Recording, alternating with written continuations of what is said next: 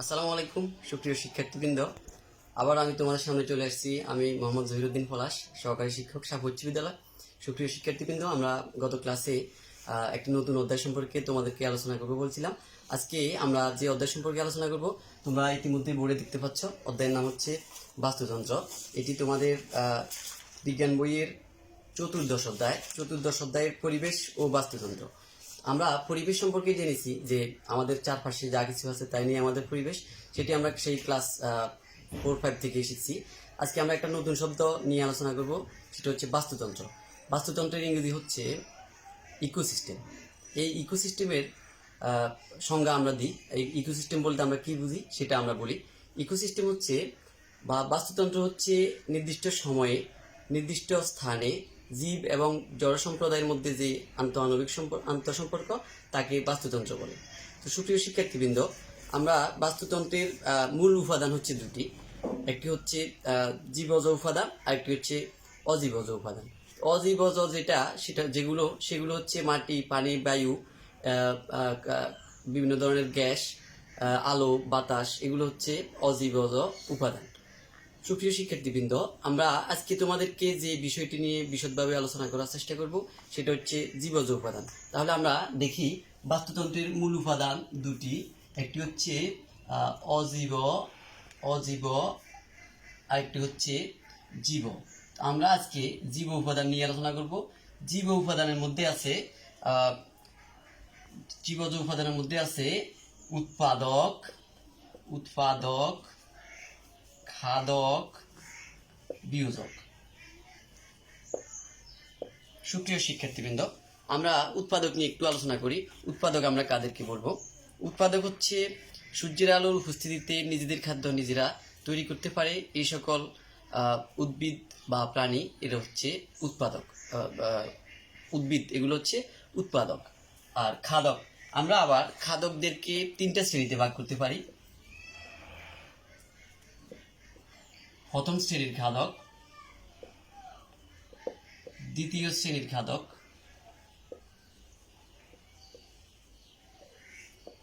এবং তৃতীয় শ্রেণীর খাদক।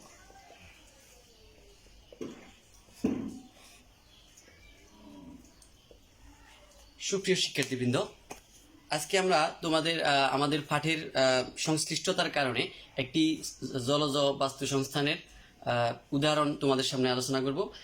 জলজ বাস্তু সংস্থান বলতে আমরা বুঝি একটি পুকুরকে যদি আমরা বিবেচনা করি, তাহলে আমাদের এই উৎপাদক হচ্ছে পুকুরে ভাসমান প্লাঙ্কটন, বিভিন্ন ধরনের প্লাঙ্কটন, যেমন জু প্লাঙ্কটন, ফাইটোপ্লাঙ্কটন, অতি আণুবীক্ষণিক জীব এবং উদ্ভিদগুলো, যেগুলো আমরা অনেকগুলো খালি চোখে দেখতে পাই না, সেগুলো হচ্ছে উৎপাদক, কারণ এরা সূর্যের আলোর উপস্থিতিতে নিজেদের খাদ্য নিজেরা তৈরি করতে পারে।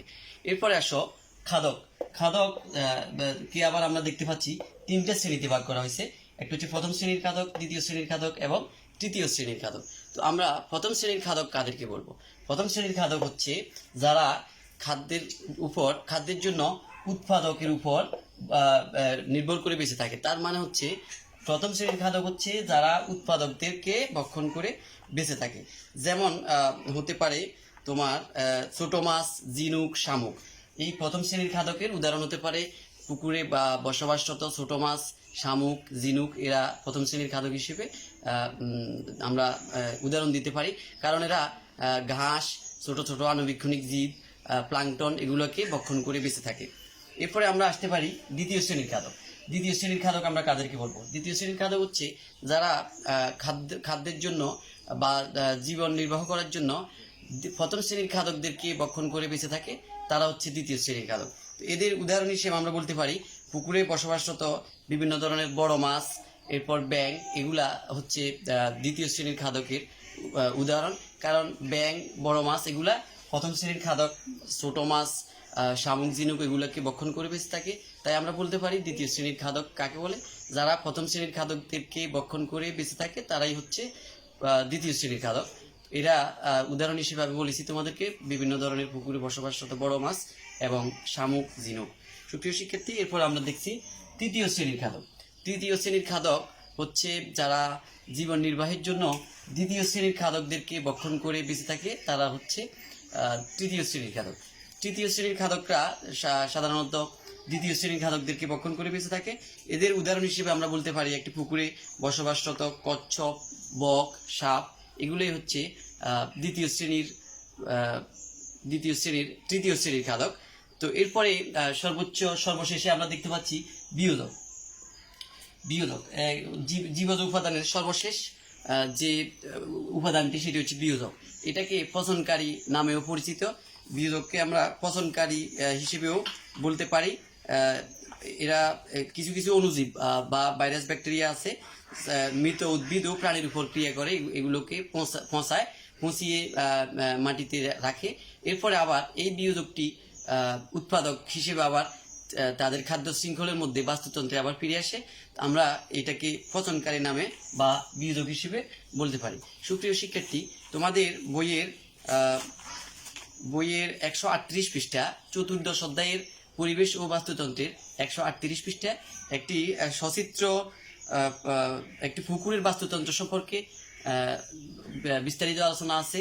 তোমরা আমার এই আজকের আলোচনার সাথে বইয়ের যে পাঠ্য বইয়ে যে লেখাগুলো আছে সেগুলো মিলিয়ে একটি চিত্র নিজে অঙ্কন করে বইয়ের সহযোগিতায় এরপরে এই পড়াটাকে মিলিয়ে নিলে আরও বিস্তারিত বুঝতে সক্ষম হবে। এরপরে আমরা আগামী দিন এই অধ্যায়ের বাকি পাঠ নিয়ে আলোচনা করব। সে পর্যন্ত সবাই সুস্থ থাকো, ভালো থাকো এবং পড়ালেখাকে রীতিমতো চালিয়ে যাও, এই প্রত্যাশা রেখে সবাইকে ধন্যবাদ। আসসালামু আলাইকুম ওয়া রাহমাতুল্লাহি ওয়া বারাকাতুহু।